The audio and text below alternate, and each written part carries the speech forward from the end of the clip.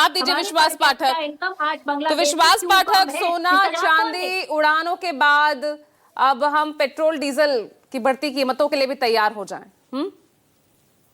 पूजा जी देखिए, काफी समय तक कांग्रेस के प्रवक्ता बड़े अभ्यासु होते थे, इंटेलिजेंट होते थे, लेकिन अब राहुल गांधी जी जैसा बोलते हैं वैसे ये लोग भी कहते हैं। आपने सही कहा, ये जो संकट है it is not less than third world war. ये तीसरा महायुद्ध सामान्य वर्ल्ड वॉर है जो हमारे ऊपर थोपा गया, इसका हमारा कोई लेना देना है नहीं। लेकिन ईरान और अमेरिका में जिस प्रकार से डिस्कशन हो रहे थे, नेगोशिएशन हो रहे थे, और जिस प्रकार से लास्ट वीक में ऐसा पता चला कि वार अब ये लंबा चलेगा, तो मोदी जी ने इस प्रकार का ऐलान किया है। ये कोई ऑस्टेरिटी मेजर नहीं है, हमारी हालत खराब नहीं है। 7.5 लाख करोड़ का 770 बिलियन यूएस डॉलर का हमारा फॉरेन एक्सचेंज रिजर्व है। ब्रिक्स के अगर देश का आपने रिजर्व देखा तो रशिया का 324 है, ब्राजील का 312 है, साउथ अफ्रीका 73 है। इसलिए हमारे को उसकी चिंता नहीं है। हमारा जो फास्टेस्ट ग्रोइंग जीडीपी है वो भी कहीं अभी डाउनवर्ड नहीं किया गया, उसकी डेवलपमेंट होने ही वाली है।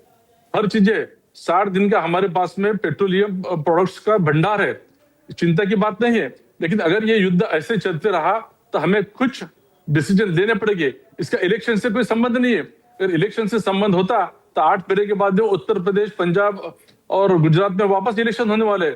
मुझे बताइए, कल ही सिंगापुर जैसा एक नहीं, प्रगत उतना तो राष्ट्र लंबा है। आप रुक नहीं सकते थे ना, उतना तो लंबा नहीं रुका जा सकता था। सुनिए पूजा जी, कल सिंगापुर समान एक प्रगत राष्ट्र, एक श्रीमंत राष्ट्र, उन्होंने भी घोषणा की, उन्होंने भी इस प्रकार के मेजर्स ली है। साथ ही साथ मलेशिया, सो मिडिल ईस्ट तो के यही तो देशों ने विपक्ष इस कह प्रकार रहा के है कि बाकी देश भी जूझ रहे हैं, संकट हमारे यहाँ भी था लेकिन चुनावों के चलते आपने उस संकट को दिखाया नहीं। अब चुनाव खत्म हो गए तो आपने सीधा महंगाई की जो है मार, महंगाई का जो बोझ है वो जनता पर डाल दिया। पूजा जी, आप मेरी बात समझ लो, मैं सिंगापुर का एग्जाम्पल कर रहा हूँ जिन्होंने कल ये डिक्लेयर किया है। लास्ट वीक में जैसे शरद जी ने जिस प्रकार से कहा, प्रियंका जी शरद जी ने जिस प्रकार से कहा, लास्ट वीक में ये निर्णायक मोड में ये युद्ध आ गया है, स्थिति गंभीर हो सकती है, इसलिए हमने डिसीजन लिया है। मुझे बताइए, 27 मार्च को इसी देश के प्रधानमंत्री ने 10 रुपए से एक्साइज ड्यूटी कम करके पेट्रोल डीजल में वैसी राहत दी है।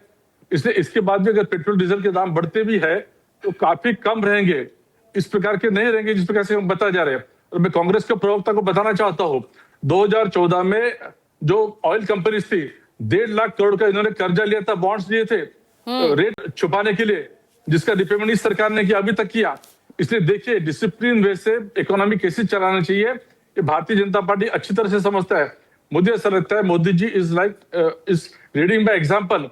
उन्होंने अपना काफिला कम किया है, उन्होंने अपने खर्चे कम किया है। अभी मैं महाराष्ट्र से बात कर रहा हूं, पीएम मोदी ने तो कम किया, लेकिन आपके कुछ मंत्री, कुछ विधायक वो कहां, वो सब देख रहे हैं। महाराष्ट्र में किया, उत्तर प्रदेश में किया, बिहार में जो मुख्यमंत्री है अपने काफिले के साथ वो दिखे थे, और आपके एक विधायक हैं वो तो खुद स्कूटी पे है और 300 गाड़ियां उनका पीछा कर रही है। अभी कल ही सभी, ये मैसेज नीचे तक नहीं जा रहा है क्या? लगभग सभी राज्य के मुख्यमंत्री ने कल इसका डिसीजन ले लिया है, जीआर में निकल गए, आज से आपको दिखाई देगा। देखिए, कोई ऑस्टेरिटी मेजर नहीं है, ये वॉलंटरी लोगों को अपने साथ में लेके वॉलंटरी अपील करके करना पड़ेगा। और मोदी जी के बाद जनता सुनती आई है। इसके पहले भी गैस पे जब सब्सिडी वेव करने की बात थी, जनता ने सपोर्ट किया था। मुझे ऐसा लगता है कि अवर नेशन, सवाल यही है ना कि जनता के पास तो ऑप्शन नहीं है सपोर्ट करने के अलावा, वो तो सपोर्ट करेगी, लेकिन अभी भी अगर उसके ऊपर इस तरह महंगाई की मार पड़ेगी।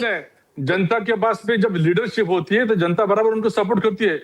इसके पहले चिदम्बरम जी ने भी ऐलान किया था कि आप सोना मत खरीदी करो, लेकिन कितने लोगों ने रोक दिया था।